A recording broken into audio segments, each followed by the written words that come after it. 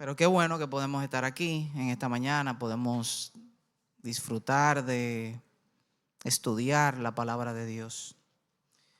Como todos ustedes saben, hemos estado estudiando los profetas menores y en el día de hoy nos corresponde hablar un poco acerca del libro de Sofonías.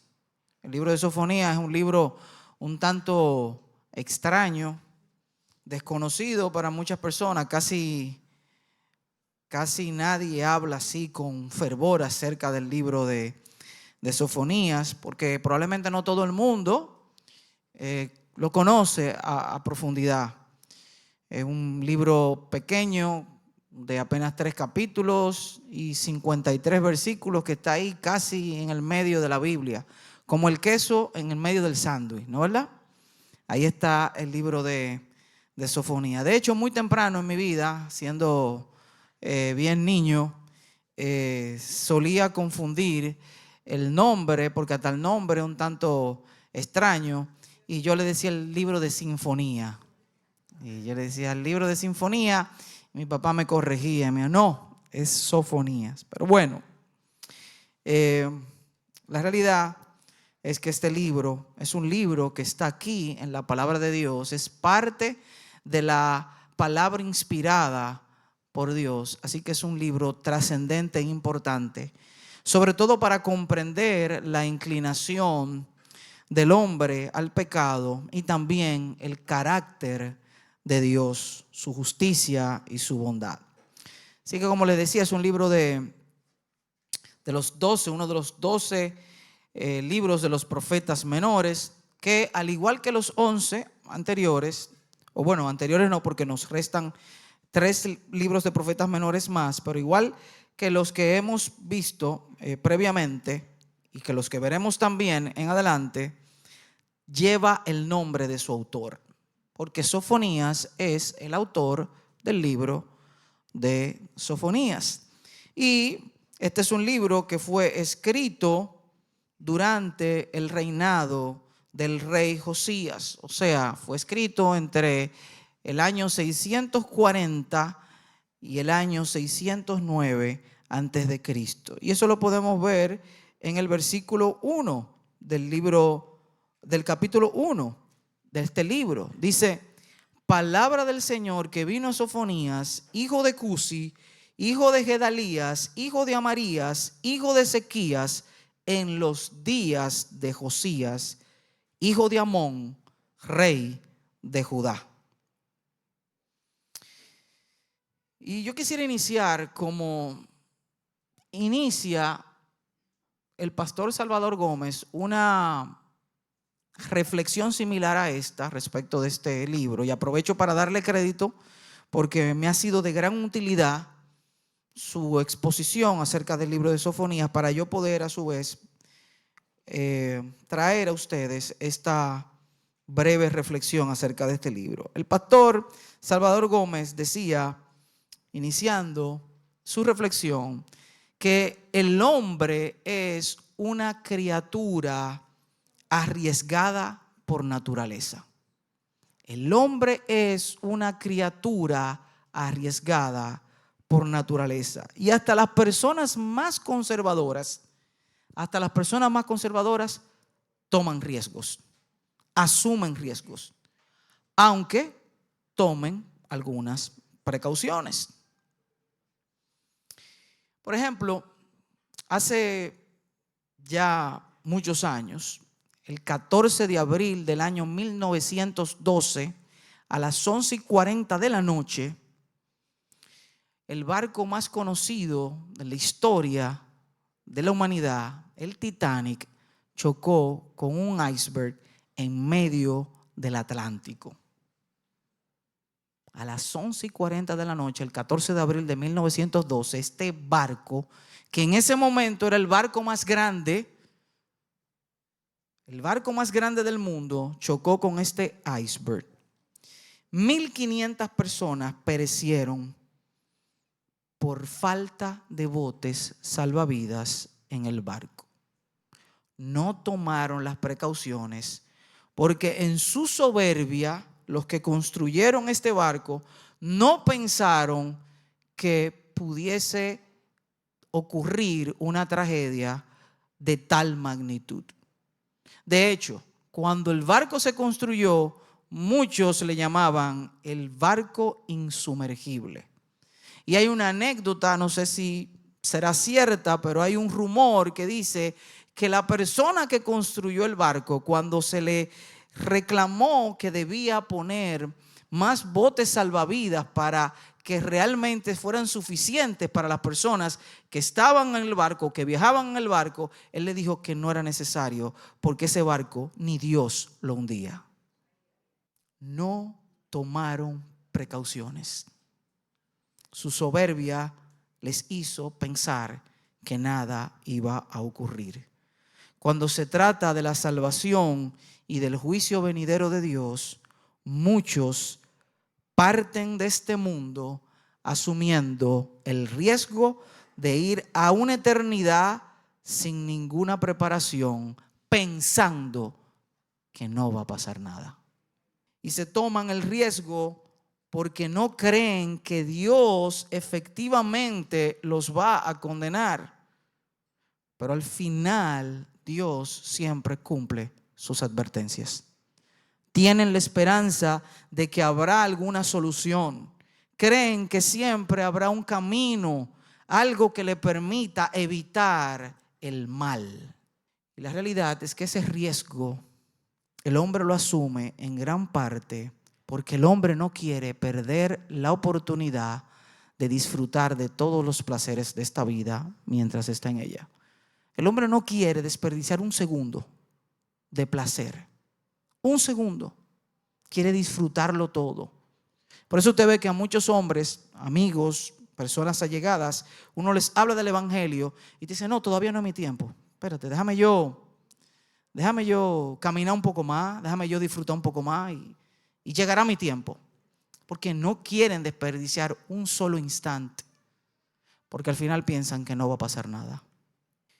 Los placeres de esta vida hacen que el hombre asuma la salvación y el juicio final de Dios con total despreocupación. Este barco no lo hunde nadie, ni Dios lo hunde. No te preocupes por eso, preocúpate por otra cosa. Y ese fue precisamente el pensamiento de los israelitas. El pensamiento de los israelitas que las advertencias de Dios la vieron con total indiferencia. Ellos habían sido indiferentes a esas advertencias de Dios. Dios les dio varias advertencias al pueblo de Israel por medio de sus profetas. Unos domingos atrás me tocó la oportunidad de compartir con ustedes acerca del libro de Miqueas. Y ahí nosotros pudimos ver cómo Dios, por medio de su profeta, el profeta Miqueas, emitió a Israel grandes juicios respecto de lo que habría de acontecer por la desobediencia, tanto en el reino del norte como en el reino del sur. Pero aquí, en Sofonías, nosotros vemos una vez más cómo Dios advierte a Israel lo que habría de acontecer. Hasta este momento, Israel había sido indiferente a las advertencias que Dios les había dado. Ellos prefirieron no escuchar a los profetas que Dios había llamado para advertirles a ellos, pero ellos prefirieron no escucharlo para no hacer lo que Dios les decía que ellos tenían que hacer. Tal como vimos en Miqueas, ellos buscaron falsos profetas para que les dijeran las cosas que ellos querían escuchar. Y yo recuerdo que cuando abordamos el tema de Miqueas, cuando abordamos el estudio del libro de Miqueas, hablábamos acerca de que esa postura de rechazar a los verdaderos profetas y de acumular a su alrededor falsos profetas que le dijeran a ellos lo que ellos querían escuchar, de alguna manera es el mismo mensaje que le transmite el apóstol Pablo a Timoteo cuando le dice que llegará el día en donde no soportarán la sana doctrina, sino que se amontonarán con ellos falsos maestros para que les digan lo que sus oídos querían escuchar. En Miqueas nosotros vemos la advertencia del juicio de Dios al reino del norte. El reino del norte cae. El reino del norte cae. Y sin embargo, el reino del sur, aún viendo que se había cumplido la advertencia de Dios respecto del reino del norte, no hizo caso. Pensó que con ellos no iba a pasar. Los asirios conquistaron el reino del norte y Dios les dice al reino del sur que ellos luego serían conquistados por los babilónicos, el imperio babilónico. Y luego viene el imperio babilónico y conquista el reino del sur. Y el cumplimiento del juicio de Dios al reino del norte debió ser una demostración para el reino del sur, que así como le había pasado al reino del norte, también le iba a pasar a ellos. Que así como Dios había cumplido su advertencia, su amenaza con ellos, también lo iba a hacer con el reino del sur. Sin embargo, aún viendo esto, el reino del sur prefirió seguir viviendo su vida de pecado. Así que luego, más de 100 años después de la caída del reino del norte, le tocó a ellos. Y ellos fueron conquistados por el imperio babilónico. Se arriesgaron de una manera muy irresponsable y hasta irrespetuosa, porque Dios les está advirtiendo y ellos no le hacen caso a Dios. De una manera muy irresponsable y hasta irrespetuosa. En estos días, mi esposa andaba de viaje. Cuando mi esposa anda de viaje, mi casa de alguna manera se pone patas arriba, perdón. Mis hijos, no sé, como que Y le digo a mi hijo menor, ya avanzada la noche, baja, tienes que dormir, tiene colegio mañana. Me dice, voy, papi. Veo que pasan unos minutos, le digo, baja, si no bajas, voy a subir y te voy a dar una pela y te voy a bajar. Voy, papi. Ustedes saben lo que pasó, ¿no, verdad? ¿Por qué? Porque le está hablando su padre. Yo le advertí. El no escucharme es un irrespeto. Pues peor aún sucedía con el reino del sur, porque quien les estaba advirtiendo a ellos era más que su padre, era su creador, era su guardador, el que lo había hecho cruzar por el Mar Rojo, el que lo había librado del cautiverio del imperio egipcio. Y le está advirtiendo, y ellos de manera despreocupada, voy, papi, cuando yo quiera, cuando a mí me dé la gana. Así que había sido una manera irresponsable e irrespetuosa del pueblo de Israel. El libro de Sofonías debería ser una advertencia para nosotros en el día de hoy. Debería ser una advertencia para nosotros de cómo nosotros debemos tomar en consideración el llamado de Dios y sus advertencias. Sofonías fue uno de los profetas preexílicos, o sea, fue el último profeta preexílico. Antes de Israel ir al exilio y al cautiverio, el libro de Sofonías, el profeta Sofonías fue el último en advertirle. Fue la última advertencia. Fue la última advertencia. Por lo que la profecía de Sofonías era la última advertencia de Dios, al reino del sur antes del exilio y antes del cumplimiento del juicio de Dios. Es la última advertencia antes de la invasión de Babilonia y antes de volver al cautiverio. La similitud de la advertencia de Sofonías con los otros profetas que ya venían advirtiéndoles es evidente. Así que Sofonías es el último. Le hemos estado diciendo a ustedes, se lo dijo Miqueas a ustedes, se lo dijo Nahum, se lo dijo Habacuc, se lo dijo Joel, se lo dijo Abdías. Ahora se lo estoy diciendo yo, Sofonía, de parte del Señor, la misma advertencia. Así que en cierto modo el libro de Sofonías es una profecía que resume las profecías de los profetas que le habían precedido. Y lo que está diciendo este libro es: el juicio de Dios que hemos estado advirtiéndole, ahora viene, ya viene el juicio de Dios.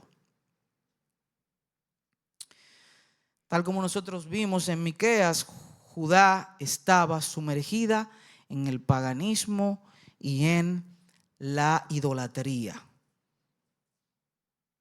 Y eso se había proliferado en los reinados que habían precedido a Josías. En el reinado de Amón, su padre, y en el reinado de Manasés, su abuelo. En esos reinados, esa idolatría se había propagado, se había diseminado por todo el reino del sur. Así que en cierto modo, Sofonías fue de gran ayuda para Josías, porque como todos ustedes saben, el rey Josías tenía la intención de llevar a cabo unas reformas que devolvieran la mirada del pueblo de Israel al Dios verdadero, eliminando todos los altares que se habían hecho en el pueblo de Israel para adorar a dioses falsos. El rey Josías tenía una intención genuina de promover esta reforma. Y Sofonías, sin duda que fue de gran ayuda para este plan que tenía el rey Josías de volver a su pueblo al Dios verdadero, de abandonar la idolatría. Sofonías confirma que las amenazas que había hecho Dios por medio de Moisés venían ya sobre ellos. O sea, las advertencias que Dios había hecho por medio de Moisés venían ya sobre ellos. En Deuteronomio 28:30 nosotros podemos ver esas amenazas y en una forma, esas advertencias, y en una forma de reiterar esas advertencias, nosotros podemos ver en Sofonías 1:13 diciendo lo siguiente: sus riquezas se convertirán en despojos y sus casas en desolación. Edificarán casas, mas no la habitarán. Plantarán viñas, mas no beberán su vino. Es un llamado al arrepentimiento. Sofonías presenta juicio, pero también al mismo tiempo presenta una esperanza de salvación. Y eso es lo mismo que vemos en los otros profetas: juicio y salvación. Así que el tema de Sofonías, el tema principal de Sofonías es el día del Señor, el juicio de Dios. Pero ya entrando un poquito más en profundidad, el libro de Sofonías tiene una estructura un tanto complicada, porque como muy bien manifiesta, como muy bien dice el pastor Salvador Gómez en la reflexión que me ha servido para yo poder compartir con ustedes con mayor facilidad este texto, él manifiesta que la estructura de este libro es un poco compleja porque es un libro que no tiene una narrativa lineal. O sea, no es un libro que hace una introducción de un tema, la desarrolla y lo concluye, y luego empieza otro tema, sino que es un libro que puede introducir un tema, dejarlo de lado, asumir otro y luego retomar el tema anterior. O sea, que es un libro que aparentaría ser que superpone los temas uno por encima del otro. Entonces, establecer una estructura en ese sentido es un poco compleja. Yo le voy a compartir unas cuantas. Por ejemplo, el pastor Gómez dice que este libro lo dividió en dos grandes encabezados. Primero, el anuncio de un gran juicio universal, que es un texto que va desde el capítulo 1, verso 1, hasta el capítulo 3, verso 8, y el otro fragmento o la otra parte, la esperanza de la salvación, que es un texto que va desde el capítulo 3, verso 9, hasta el verso 20. Pero por ejemplo, el pastor John MacArthur divide este libro, o o establece esta estructura. Dice una reflexión inicial, el versículo 1 del capítulo 1, luego el juicio del Señor a partir del verso 2 del capítulo 1 al verso 8 del capítulo 3, y luego la bendición del Señor del verso 9 del capítulo 3 al verso 20. En el folleto que ustedes tienen hay una estructura donde dice primero el día del Señor sobre Judá, y va desde el verso 2 del capítulo 1 hasta el verso 6. El día del Señor sobre todos, abarca prácticamente todo en su extensión el capítulo 2, y la salvación del remanente, que va desde el capítulo 3 verso 8 al verso 20. Los versículos 2 y 3, si leemos estos versículos del capítulo 1, estos versículos transmiten una idea de cuán grande sería el juicio de Dios. Si leemos, dice: eliminaré por completo todo de la faz de la tierra, declara el Señor. Eliminaré hombres y animales. Eliminaré las aves del cielo y los peces del mar, y haré tropezar a los impíos. Extirparé al hombre de la faz de la tierra, declara el Señor. Y cuando nosotros leemos esto, ¿a qué nos recuerda esto? ¿A quién? Al diluvio, ¿no, verdad? Nos recuerda al diluvio. Y la pregunta es, ¿lo que Dios está diciendo aquí es que va a venir otro diluvio? ¿Por qué no? Porque Él dijo que Él no iba a volver a destruir el mundo, a eliminar el mundo por medio de otro diluvio, ¿no, verdad? Entonces no está hablando de eso. Entonces, ¿a qué se está refiriendo? ¿Por qué utiliza esta figura? Ok, el juicio, pero ¿qué ustedes creen que es la idea que él quiere transmitir? En este caso, Sofonías, al lector del libro. La idea que quiere transmitir es que, mira, esto va a ser tan grande como ocurrió en los tiempos de Noé. Esta destrucción va a ser tan grande, este juicio va a ser tan grande como ese juicio. Esa es una destrucción total. Esa es la idea que él quiere transmitir. La intención de Sofonías es simplemente transmitir la idea al lector de cuán grande era el juicio de Dios, de qué tan seria era la cosa. Un juicio de repercusiones apocalípticas. Y la pregunta es, ¿por qué si el juicio, estamos hablando de que hay unas advertencias dadas al reino del norte y otras al reino del sur? Y en este caso estamos hablando de que Sofonías es un profeta del reino del sur y está advirtiendo al reino del sur. ¿Por qué si la profecía de Sofonías es una profecía específica para Judá, por qué se utiliza este lenguaje universal? Porque está hablando de todo, pero Judá era una pequeña demarcación territorial.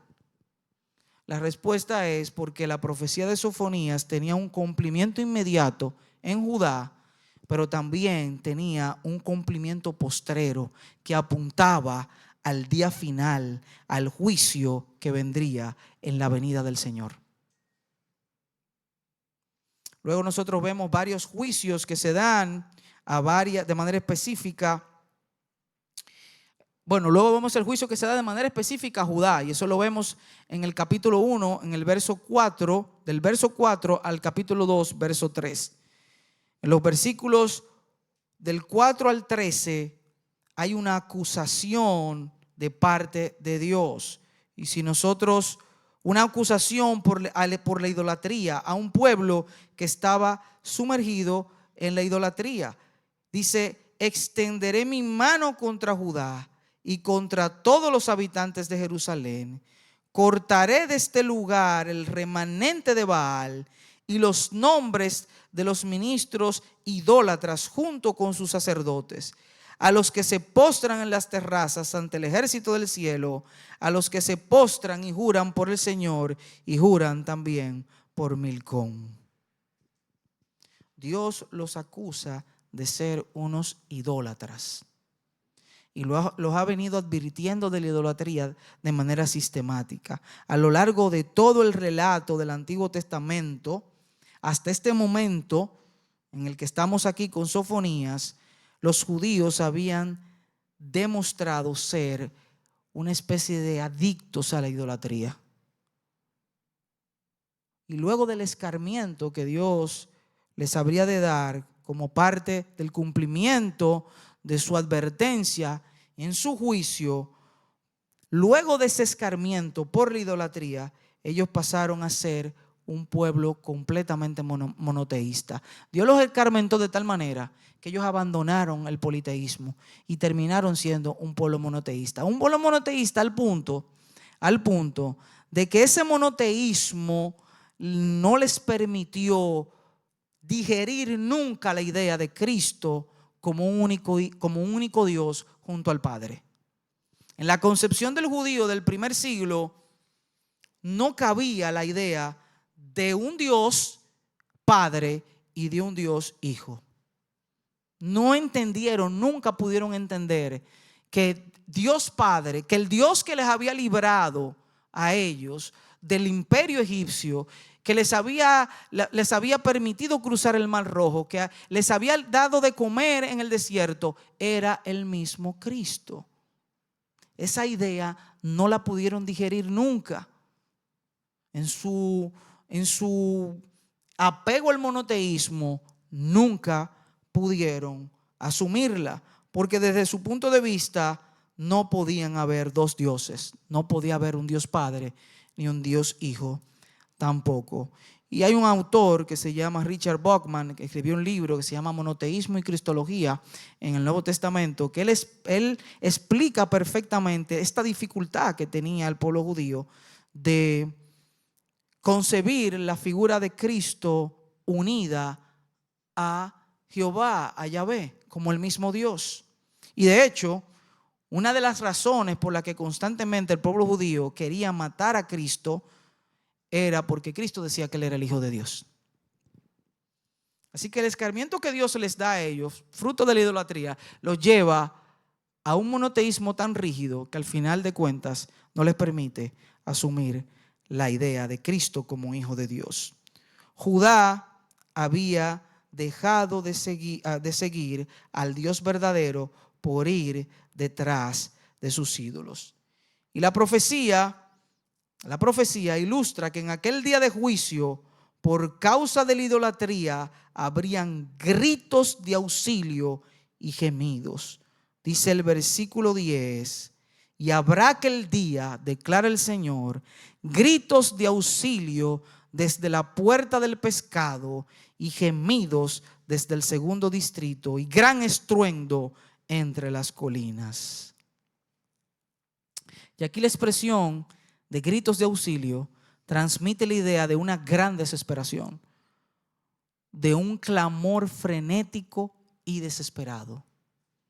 Volviendo a la historia del Titanic, uno de sus sobrevivientes, evidentemente ya murió hace muchos años, en una ocasión dio una entrevista, el señor Frank Prentice, y él da una entrevista bastante extensa, la pueden buscar en YouTube, y al final de la entrevista, el entrevistador le hace la última pregunta, le dice: ¿usted disfruta o usted se siente bien hablando, recordando estas cosas?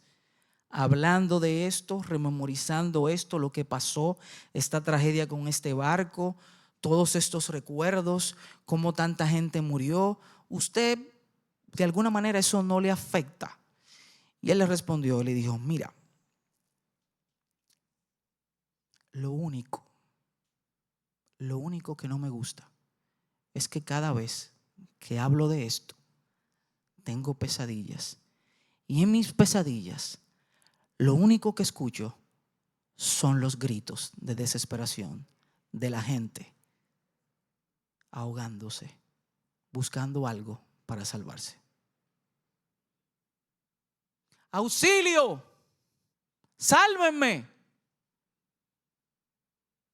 En medio de la nada, en medio del Atlántico, un mar oscuro.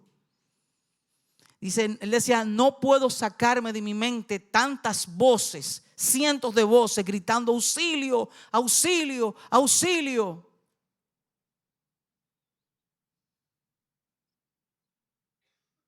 Eso es lo único que no me gusta.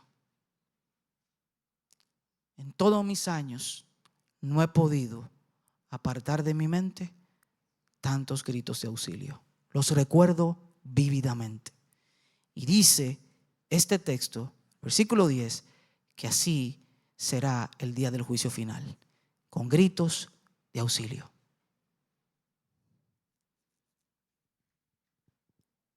Así será el juicio a Judá. Así sería el juicio a Judá. Dios dice que examinaría con lámpara a Jerusalén. Yo los voy a revisar de arriba a abajo para que nada quede oculto. Yo destruiré la soberbia de estos hombres que, no obstante todas estas advertencias, siguen viviendo sus vidas como si nada fuera a pasar, como si el barco fuera insumergible. Sofonías 1:12, y sucederá en aquel tiempo que yo escudriñaré a Jerusalén con lámparas y castigaré a los hombres que reposan como el vino en sus heces, los que dicen en su corazón, ni bien ni mal hará el Señor. No pasará nada, tranquilo, no pasará nada. Y dice que no solamente Dios los examinará, los escudriñará. Y cuando dice que los examinará con una lámpara, lo que está queriendo decir es que voy a ver a Jerusalén con una lupa. Es con una lupa que la voy a ver. Para no solamente ver sus obras, sino también ver lo que hay en su corazón y lo que hay en su mente. Así yo examinaré a Jerusalén. Y castigaré a los hombres de esa ciudad. Pero también dice, destruiré a esos hombres soberbios y a todo lo que ellos les importa. Los destruiré a ellos y a todo lo que les importa. Y dice el verso 13, sus riquezas se convertirán en despojos y sus casas en desolación. Edificarán casas, mas no la habitarán, plantarán viñas, mas no beberán su vino, como leímos previamente. Ese verso destaca que Dios lo iba a asolar todo. Luego tenemos los versos del capítulo, los versos 14 y 16, dice: cercano está el gran día del Señor, cercano y muy próximo. El clamor del día del Señor es amargo. Allí gritará el guerrero. Día de ira aquel día, día de congoja y de angustia, día de destrucción y desolación, día de tinieblas y lobreguez, día nublado y de densa oscuridad, día de trompeta y grito de guerra contra las ciudades fortificadas y contra los torreones de las esquinas. Cercano está el gran día del Señor, cercano y muy próximo. Lo que está diciendo aquí, la idea que quiere transmitir es que es algo inminente, no hay escapatoria. Yo lo voy a cumplir. Yo lo voy a cumplir. Ustedes que están muy confiados en que al final evitarán el juicio y no podrán escapar de él, porque yo soy un Dios que cumple sus amenazas. Ustedes están muy confiados de que eso no pasará, pero eso pasará porque yo soy un Dios que cumple sus amenazas. Esta repetición que vemos aquí de día, dice día de esto, día de aquello, día de congoja, día de maldición, en fin, una serie dice día de ira, día de congoja y de angustia, día de destrucción y desolación, día de tinieblas y lobreguez, día nublado y de densa oscuridad, día de trompeta y grito de guerra contra ciudades fortificadas. Esa repetición, por lo regular, los autores cuando escriben utilizan varias figuras, digamos que gramaticales o recursos gramaticales con un propósito en particular. Y en este caso, el autor, Sofonías, lo está usando para, de alguna manera, dejarnos ver qué tanto dolor habría ese día, qué tan malo habría de ser ese día. Y en el versículo 17, Dios dice que Él hará eso por causa del pecado del pueblo, por su desobediencia. Nadie se salvará, dice el versículo 18, ni los que tienen dinero podrán evitar el dolor. Versículo 18 dice así: ni su plata ni su oro podrán librarlos en el día de la ira del Señor, cuando por el fuego de su celo toda la tierra sea consumida. Volviendo otra vez al acontecimiento del Titanic. El Titanic era un barco que llevaba muchas personas, pero estas personas estaban divididas por clase: primera clase, segunda clase y tercera clase. Evidentemente que en la primera clase estaba la gente más pudiente, la gente que tenía mayores recursos económicos, y ahí estas personas disfrutaban de todos los favores y comodidades que podría ofrecerles este barco, que para la época era el más lujoso de la época. Luego tenía segunda clase, una clase, digamos, que no tenía tantos recursos, y luego la tercera clase, que era una clase más obrera y trabajadora. Cuando se da este acontecimiento, que este barco choca con este iceberg y que no hay suficientes botes salvavidas para salvar a todo el mundo, adivinen quiénes fueron, cuál es el grupo que logró abordar estos botes salvavidas. Primera clase. ¿Por qué? Porque los botes salvavidas estaban en cubierta en primera clase. Y para acceder a ellos, ellos tenían una mayor facilidad. ¿Por qué? Porque tenían dinero.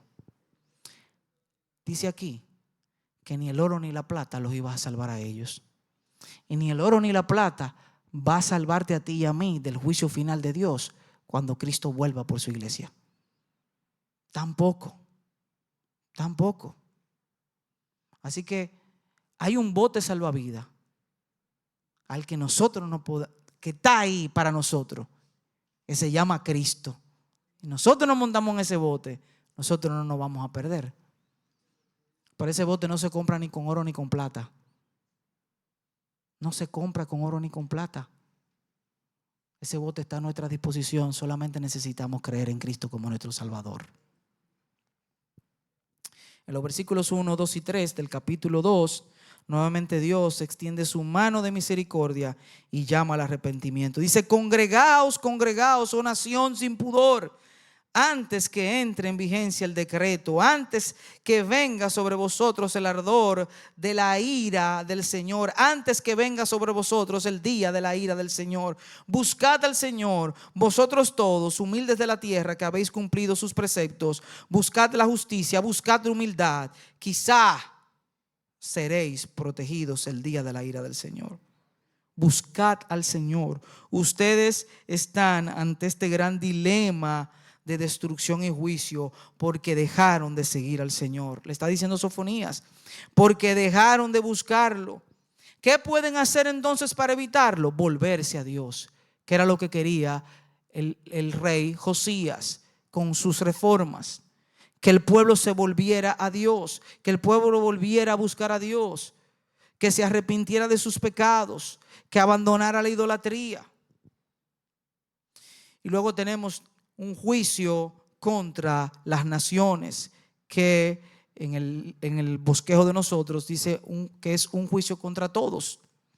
Y ahí Dios dice que hará juicio, en el capítulo 2, los versos del 14 al 15, hará juicio contra varias naciones: contra Filistea, contra Moab y Amón, contra Etiopía, contra Siria. ¿Y qué es el factor común entre todas estas naciones? Filistea, por ejemplo.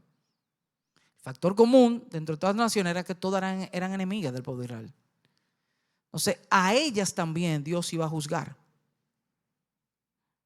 a ellas también Dios iba a juzgar. Y en el capítulo 3, los versos del 1 al 7, dice que también habría un juicio contra Jerusalén. Aquí se ve a un Dios hablando a un pueblo rebelde que rechaza su corrección. Es como un hijo que no escucha la voz de su padre, que no escucha sus consejos y que se rebela en contra de él.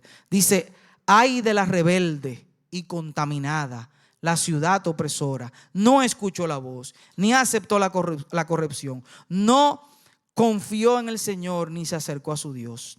Sofonías 3, 1 al 2. Y dice que en esta ciudad todos eran malos. Todos eran malos, no solamente el ciudadano común. Todos, desde sus príncipes y autoridades hasta el ciudadano de a pie, como podríamos decir. Dice capítulo 3, versos 3 y 4. Sus príncipes en medio de ella son leones rugientes. Sus jueces, lobos al anochecer. No dejan nada para la mañana. Sus profetas son temerarios, hombres pérfidos. Sus sacerdotes han profanado el santuario, han violado la ley. Era una ciudad completamente en pecado. Todos eran malos. Entonces Dios les dice que lo que le habría de acontecer a ellos por su pecado, por su idolatría, por su maldad, era lo mismo que le había pasado a otras naciones. Dice Sofonías, el versículo 6 del capítulo 3, yo he exterminado naciones, sus torreones están en ruinas, hice desiertas sus calles, sin que nadie pase por ellas. Sus ciudades están desoladas, sin nombre alguno, sin ningún habitante. Lo que le va a pasar a ustedes, ya yo se lo he hecho a otras naciones. Así como yo los voy a exterminar a ustedes, yo he exterminado a otras naciones, si ustedes no se arrepienten y vuelven al camino del Dios verdadero. Y luego tenemos el versículo 9 del capítulo 3, dice, en ese tiempo daré a los pueblos labios puros. Esta es la segunda parte, porque Dios, como muy bien hablamos al principio, en la estructura de este texto, nosotros vemos un texto que va desde el capítulo 1, verso 1, hasta el capítulo 3, verso 8, en donde vemos el juicio de Dios. Pero ahora vemos en esta segunda parte, del versículo 9 del capítulo 3 al verso 20, la esperanza de salvación de Dios. Dice, en ese tiempo daré a los pueblos labios puros, para que todos ellos invoquen el nombre del Señor, para que les sirvan de común acuerdo. En el contexto en el que es dada esta afirmación, lo que quiere decir es que la mentira, la maldad iba a ser apartada de los labios de aquellos que solo adoraban con su boca al Señor. En aquel tiempo de idolatría y paganismo había una gran distancia entre lo que salía de la boca y lo que había en el corazón de los hombres. Isaías 6:5 dice, entonces dije, ay de mí, porque perdido estoy, pues soy hombre de labios inmundos, y en medio de un pueblo de labios inmundos habito. Porque han visto mis ojos al Rey, el Señor de los ejércitos. Los labios del pueblo iban a ser purificados para que este pueblo ahora le honrara con sus labios y con su corazón también. Versículo 13, dijo entonces el Señor, por cuanto este pueblo, esto es Isaías 29:13, por cuanto este pueblo se acerca con sus palabras y me honra con sus labios, pero aleja de mí su corazón, y su veneración hacia mí es solo una tradición aprendida de memoria. Y la expresión en ese tiempo daré a los pueblos significa que el evangelio se habría de propagar, se habría de expandir, que habrían de llegar a otras naciones. Daré a los pueblos labios puros, No daré a Israel, daré a los pueblos labios puros. El evangelio llegará a todas las naciones, y ahora no solo el pueblo de Israel, sino también otros pueblos adorarán al Señor. El evangelio será esparcido.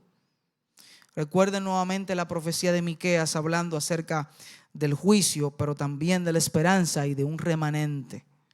En Miqueas 4:1-3 dice: y sucederá en los últimos días que el monte de la casa del Señor será establecido como cabeza de los montes, se elevará sobre las colinas y afluirán a él los pueblos. Vendrán muchas naciones y dirán: venid y subamos al monte del Señor, a la casa de Dios de Jacob, para que él nos instruya en sus caminos y nosotros los pueblos andemos en su senda. Sofonías, oye, Sofía, Sinfonía y ahora Sofía. Le digo que complicado el nombre. Sofonías 3:13 dice: el remanente de Israel no hará injusticia ni dirá mentira, ni se hallará en su boca lengua engañosa, porque sus labios serán purificados. Porque ellos se alimentarán y reposarán sin que nadie los atemorice. Aquí nosotros vemos a un Dios. Vemos cómo Dios incluye a los gentiles en el plan de salvación. Y finalmente el libro presenta una celebración de esta salvación. En Sofonías 3:17, el Señor tu Dios está en medio de ti, guerrero victorioso. Se gozará en ti con alegría, en su amor guardará silencio, se regocijará por ti con cantos de júbilo. Entonces vemos cómo vamos a pasar, cómo Dios va a pasar de gritos de auxilio por el juicio del Señor a cantos de júbilo de Él, del Señor del juicio, que es Él, por aquellos a quienes Él juzgó y lavó por medio de la sangre de Cristo Jesús. Así que, para finalizar, una buena aplicación que podemos encontrar en este libro de Sofonías es que, hermanos, debemos tomar muy en cuenta las advertencias de Dios. Las advertencias de Dios se van a cumplir. Las amenazas de Dios se van a cumplir. Él ha provisto un instrumento para que yo me arrepienta y yo me vuelva a Él, que se llama Cristo. Para que el juicio final yo no sea destruido en el juicio final. Pero yo debo creer que eso pasará. Yo debo creer que eso pasará. Yo debo abandonar mi actitud despreocupada pensando: no, eso no me pasará, no hay tiempo para yo arrepentirme. O estoy muy joven. De alguna manera el Señor nos perdonará porque Dios es amor. Dios es amor. El amor de Dios es demasiado grande. No hay nada más grande que el amor de Dios. No. El amor de Dios es muy grande, y así como es de grande el amor de Dios, es su justicia. Así es su justicia también. Entonces, la aplicación que podemos extraer de este libro es que las advertencias que Dios nos está haciendo se van a cumplir. Se van a cumplir. Escuchemos a Dios reverentemente, abandonemos nuestra postura despreocupada y confiemos que Cristo, que es el instrumento que Él ha provisto para nosotros, es ese bote salvavidas para evitar la condenación y para evitar el juicio final de Dios.